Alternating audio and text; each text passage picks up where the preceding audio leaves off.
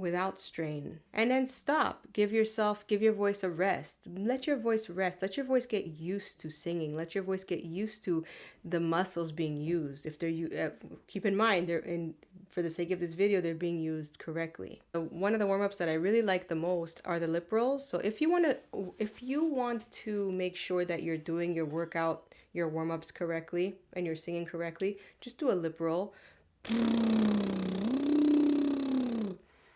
Everything is placed properly the way it should be when you do a lip roll. And then when you go to sing or warm up, try to remember what the lip roll felt like, because the lip roll, it just puts your body in its place, and it gets your body ready for singing. So it engages the diaphragm. If you put your hand here and you go, your diaphragm is engaged.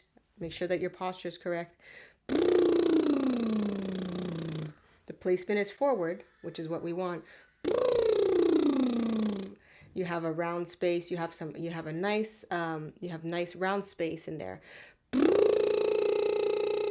And when you sing with lip rolls, you're never putting pressure on the vocal cords. You're always putting pressure just where it needs to be, and you're putting just the right amount of volume so that you protect your vocal cords. So you can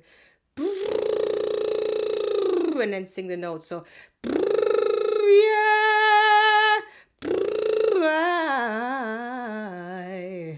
I'm just putting anything out there, but it just puts you in a good space.